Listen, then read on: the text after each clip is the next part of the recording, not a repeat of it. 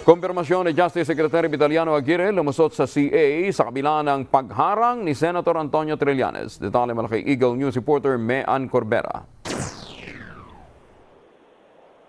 Humingi ng paumanhin si Justice Secretary Vitaliano Aguirre kay Senador Antonio Trillanes matapos ang pang-insulto at pagsalitaan ng masasama ang mambabatas.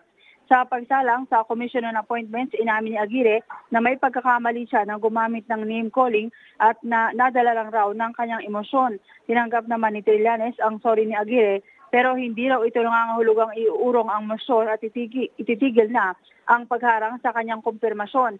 Sa kanyang oposisyon, iginiiti Trillanes na hindi karapat-dapat sa pwesto si Aguirre dahil sa pagkakasangkot sa 50 million bribery scandal.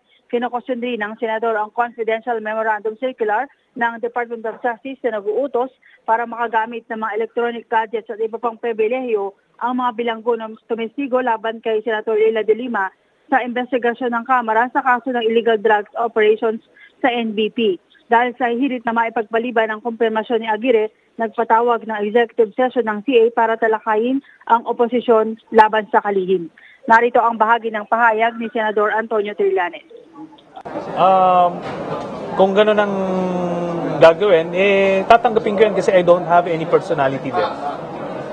Kasi gano'n yun, if the chair believes that I am out of order, then she has every right to do that. But she did not.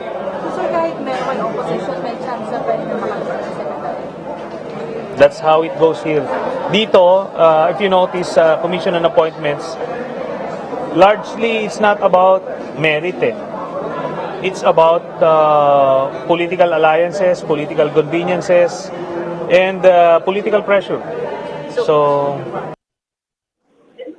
sa kabila anghelo ng pagharang ni Trillanes, inirekomenda na ng CA committee level na maisalang sa plenaryo ang kumpirmasyon nitong si Aguirre. Aminado naman si Trillanes na wala siya sa posisyon at hindi na maaaring invoke ang Section 20 ng rules ng CA dahil hindi siya miyembro.